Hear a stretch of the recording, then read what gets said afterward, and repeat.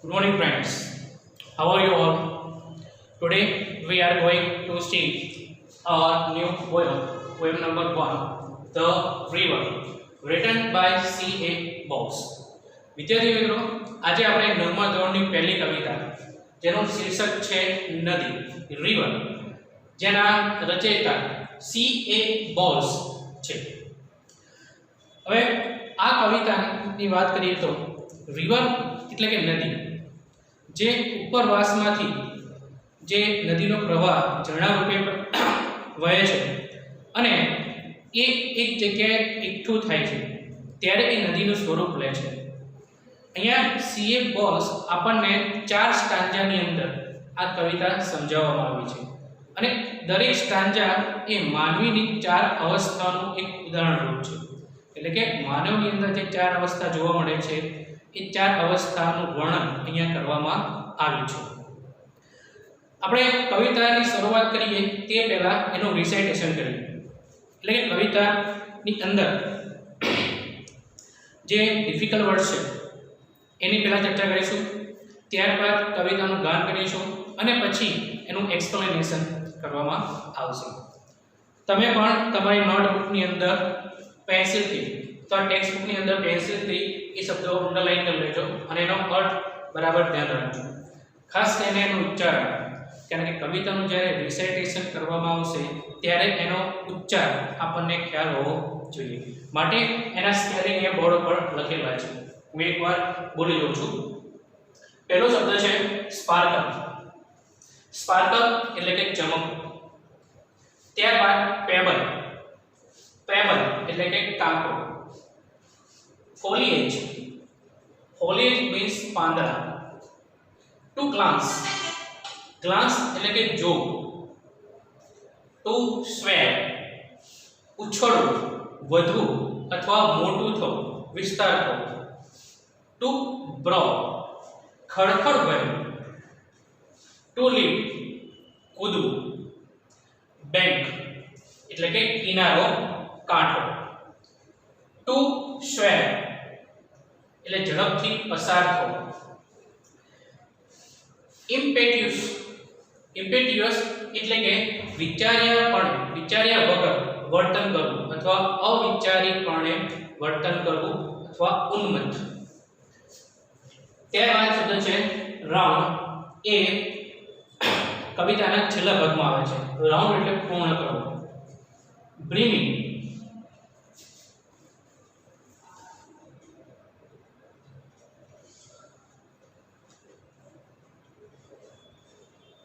બ્રીમિંગ એટલે કે છલકતું. સ્ટીલ શાંત, સ્થિર, ગતિ વિનાનું. ટુ સિમ લાગવું. In motion. ઇન મોશન એટલે ગતિમાં, અવિરતપણે ચાલવું. ટુ ટેન્ડ અમુક દિશામાં જવું. ઓનવર્ડ મીન્સ આગળ. મોર્ટલ મીન્સ માણસ, માનવી. પ્રાઇમ નો બે અર્થ થઈ શકે, એક તો શ્રેષ્ઠ ભાગ અથવા શ્રેષ્ઠ સમય. હેડ લોંગ ઉતાવળથી કરેલું કાર્ય, ઉતાવળ. ટુ ડેશ ઇનટુ માં ઘસી જવું, માં દોડી જવું. હેડ એટલે કે હોવું. ટુ સાઉન્ડ દોરી નાખીને દરિયાની ઊંડાઈ માપવી. અને છેલ્લો શબ્દ છે ઇટર્નિટી, અનંતકાળ અથવા શાશ્વત. તો આ હતા એના અનફેમિલિયર વર્ડ્સ અથવા ડિફિકલ્ટ વર્ડ્સ. હવે આપણે આ કવિતાનું જે રિસાઇટેશન છે એ કરીએ.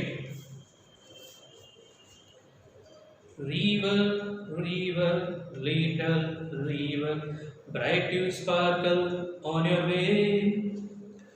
Over yellow pebble dancing through the flower foliage glancing.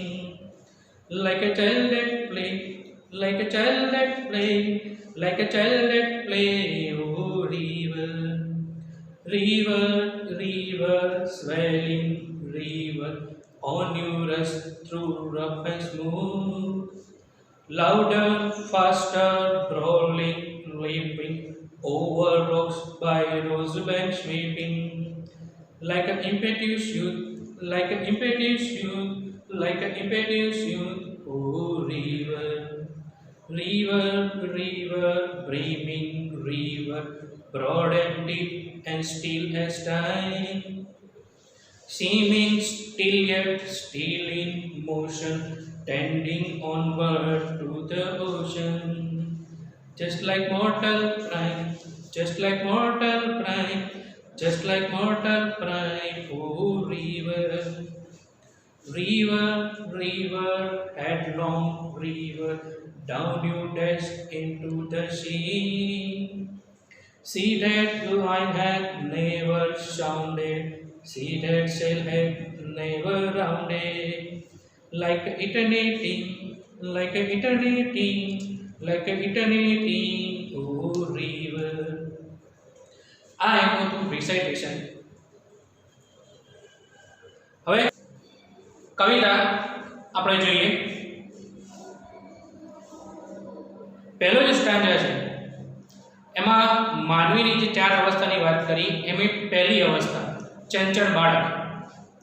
જે બાળક ખૂબ જ ચંચળ છે, આખો દિવસ રમ્યા કરે છે, કૂદ્યા કરે છે અને અલગ અલગ પ્રકારની પ્રવૃત્તિ કરતી હોય છે, તો એની સાથે આ નદીના પ્રવાહને સરખાવવામાં આવ્યું છે. તો પહેલો સ્ટાન્જા જોઈએ.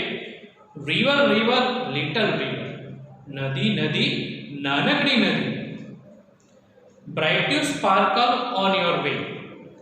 bright એટલે પણ ચમક અને sparkle એટલે પણ ચમકવું થાય છે, પણ અહીંયા bright નો અર્થ આપણે લઈશું આનંદથી. તું આનંદથી તારા માર્ગમાં ચમકજે. ચમકતી નદી આનંદથી તારા માર્ગમાં વહે છે. એટલે કે નદી નદી નાણકની નદી, તું ચમકતી આનંદથી ચમકતી તારા માર્ગમાં વહેતી. Over the yellow payable dancing. Over એટલે કે ઉપર, પેબલ્સ એટલે કાંકરાઓ, અને ડાન્સિંગ એટલે કે નાચતી. એટલે કે જે નદીનો પ્રવાહ જ્યાંથી નીકળે છે, ઝરણા રૂપમાંથી જે નીચે વહે છે, ત્યારે એના માર્ગમાં ઘણા બધા કાંકરાઓ આવતા હોય છે. તો અહીંયા પીળા કાંકરાની વાત કરી છે. તો પીળા કાંકરાની ઉપર નાચતી. Through the flower and foliage glancing. આપણે આ બાજુ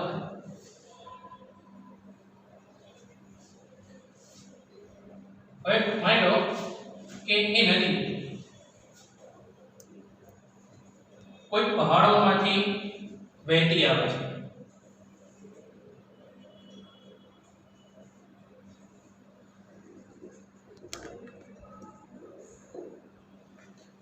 ત્યારે એના માર્ગની અંદર અસંખ્ય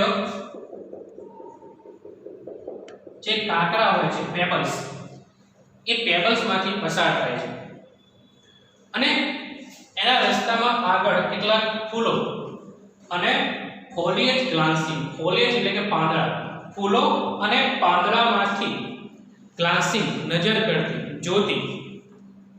એટલે કે રસ્તામાં કાંકરા પસાર થાય છે, કાંકરા ઉપરથી વહીને આગળ વહે છે, ત્યારબાદ ફૂલો અને પાંદડામાંથી જોતી અથવા ડોક્યું કરતી નદી આગળ ને આગળ વહ્યા કરે છે. Like a child at play. જાણે કે કોઈ બાળક રમતું હોય. તો જે રીતે બાળક પોતાની અનેક અનેક પ્રવૃત્તિઓ કરતો હોય છે, એના રમતની અંદર એ મશગુલ હોય છે, તે ચંચળ બાળક છે, એવી રીતે નદી પણ ઉપરવાસમાંથી વહેતી આવે છે અને એના માર્ગમાં અસંખ્ય કાંકરાઓ આવે છે, એના ઉપરથી એ વહે છે અને રસ્તામાં જ્યાં ફૂલો અને પાંદડા આવે છે એમાંથી ડોકાચૂક કરતી નદી આગળ ને આગળ વહ્યા કરે છે. તો પહેલા સ્ટાન્જાની અંદર અહીંયા કવિએ એ નદીને બાળકનું સ્વરૂપ આપ્યું છે, બાળકની સાથે સરખાવ્યું છે. બીજો સ્ટાન્જા જોઈએ. બીજા સ્ટાન્જાની અંદર કવિએ નદીને એક યુથની સાથે, એક યૌવન વત્તા યુવાનની સાથે સરખાવ્યું છે. તો જોઈએ. river river swelling river, નદી નદી ઉછળતી નદી. હવે જો પહેલા સ્ટાન્જાની અંદર નદીને આપણે બાળક સાથે સરખાવ્યું, પણ હવે નદી થોડીક પ્રવાહિત બને છે. નદીનો પ્રવાહ મોટો થતો જાય છે, એટલે કે ધીરે ધીરે એની અવસ્થા પણ વધતી જાય છે. તો હવે જે નદી છે એ કેવી છે? ઉછળતી નદી. On you rush through rough and smooth. rough એટલે કે ખડબચડું અને સ્મૂથ એટલે કે સમતલ. તો ખડબચડું અને સમતલ જમીન ઉપરથી ઘસી જતી, દોડી જતી. લાઉડર મોટો અવાજ કરતી. ફાસ્ટર ઝડપથી. બ્રોલિંગ લીપ, બ્રોલ એટલે કે ખડખડ વહેવું, લીપ એટલે કે કૂદતી. મોટો અવાજ કરતી, ઝડપથી વહેતી, ખડખડ વહેતું અને કૂદતી નદી. ઓવર રોક્સ ખડકો ઉપરથી, એટલે કે નાના નાના જે ખડકો આવે છે એ ખડકો ઉપરથી એ પસાર થાય છે. બાય રોઝ બેંક અને એના પ્રવાહમાં નદી કાંઠે, અહીંયા બેંક શબ્દ છે. બેંક એટલે આપણે જે બેંક અર્થ લઈએ છીએ એ નહીં, પણ બેંકનો અર્થ લેવાનો છે કિનારો, કાંઠો. તો જે નદીનો પ્રવાહ વહે છે એના કાંઠા ઉપર ગુલાબની જે હારમાળા છે એ હારમાળાની વાત છે. સ્વીપિંગ ઝડપથી વહેવું. તો નદી ઉછળતી નદી, ખડબચડા અને સમતલ જમીનના પ્રવાહમાં ઘસી જતી, મોટો અવાજ કરતી, ઝડપથી વહેતી, ખડખડ વહેતી અને કૂદતી. ખડકો ઉપર નદી કિનારાના પૂરોની હારમાળામાંથી ઝડપથી પસાર થતી. લાઇક અ ઇમ્પેટ્યુસ્ડ યુથ, જાણે કે ઉન્મત્ત યુવાન. વિચાર્યાપણું વર્તન, એટલે કે જે યુવાનીના સમયમાં જેવો ઉન્મત્ત હોય છે, યૌવન બનતો હોય છે, જોશ બનતો હોય છે, એની સાથે આ બીજા સ્ટાન્જાને સરખાવ્યું છે. તો અહીંયા માનવીનો જે બીજી અવસ્થા છે યૌવન, એની સાથે આ નદીના પ્રવાહને સરખાવ્યું છે, એની સરખામણી કરી છે. તો પહેલા સ્ટાન્જામાં આપણે જોયું કે નાનકડી નદી છે, જ્યારે એનો ઉદ્ભવ થાય છે તો એનું સ્વરૂપ નાનું હોય છે, પણ જેમ જેમ એ આગળ વધતી જાય છે એમ એની અવસ્થા બદલાતી રહે છે, એનો પ્રવાહ છે એ વિસ્તરતો રહે છે. તો એ રીતે આપણે માનવ અવસ્થાની વાત કરીએ તો જ્યારે નાનું બાળક હોય છે ધીમે ધીમે એનો ગ્રોથ થાય છે.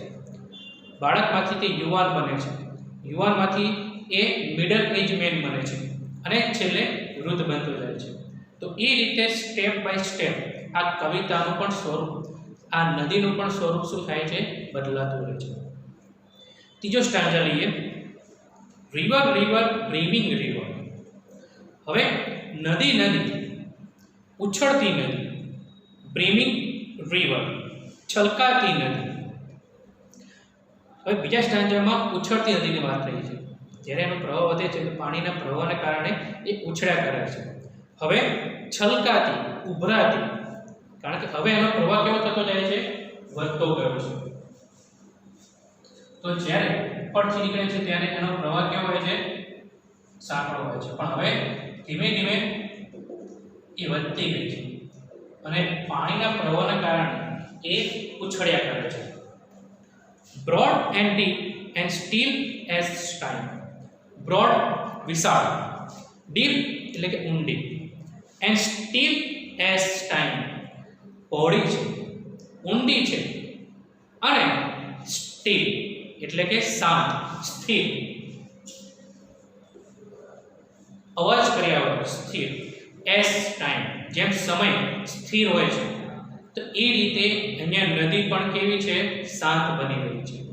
એનો પટ મોટો છે, પહોળો છે, ઊંડાઈ પણ ઘણી બધી છે, તેમ છતાં હજુ પણ કેવી છે?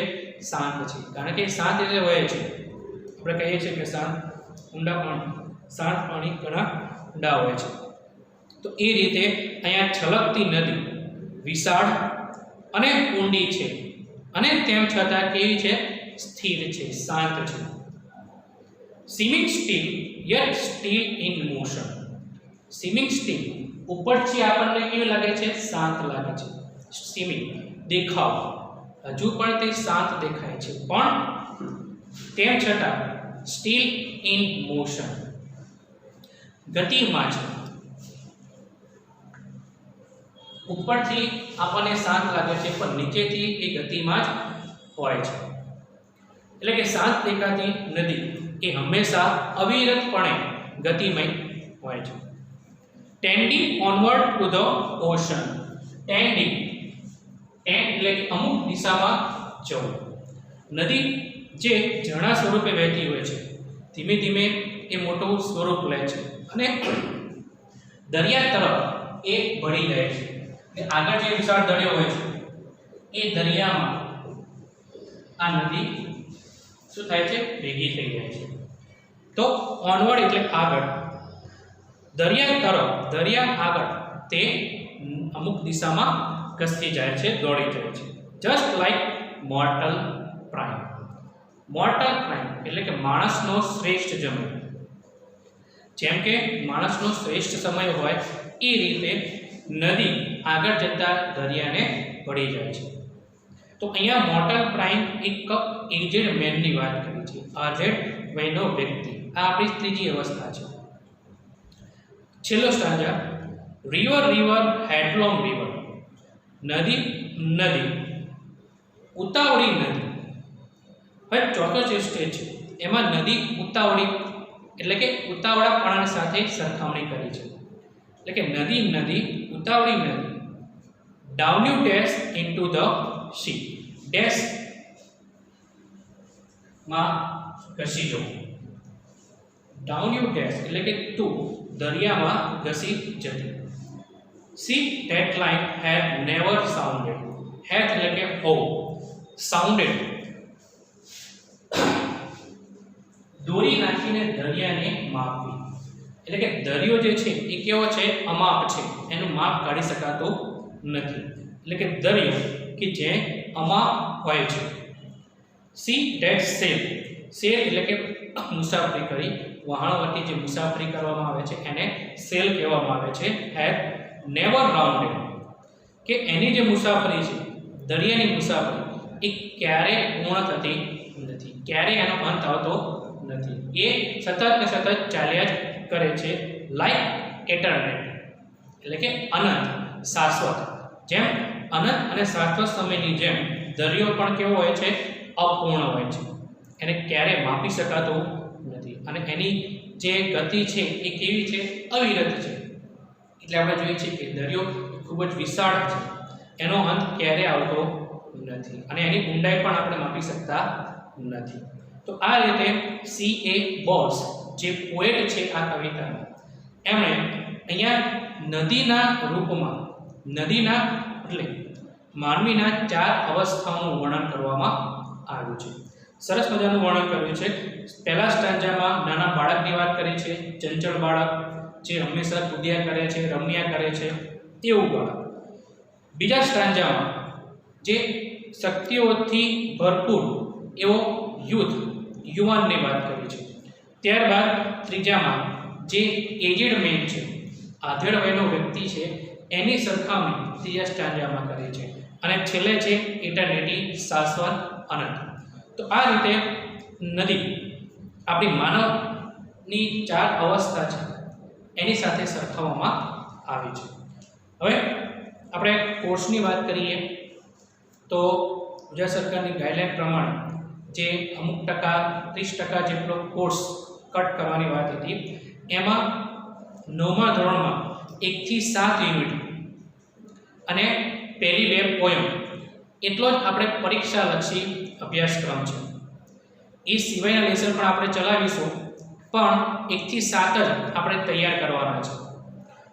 બીજું કે કવિતાના પણ આપણે જે પહેલા 10 પ્રશ્નો છે 1 થી 10, એ 1 થી 10 ક્રમની અંદર આ કવિતાના પ્રશ્નોના જવાબ પૂછાય છે. કવિતાની અંદર તમને સ્ટાન્જા આપેલા હશે. સ્ટાન્જા એટલે કે પંક્તિઓ. કવિતાઓની જે પંક્તિઓ છે એ પંક્તિઓ આપી હશે અને નીચે એના ક્વેશ્ચન પૂછવામાં આવ્યા હશે. તો આ કવિતાને આપણે કંઠસ્થ કરવાની નથી, માત્ર એક ક્વેશ્ચન આન્સર તરીકે એને લેવાનું છે. રાગ તમને એટલા માટે કીધો જેથી કરીને આપણને એને ખ્યાલ આવે અને સમજવામાં આપણને મજા આવે. હવે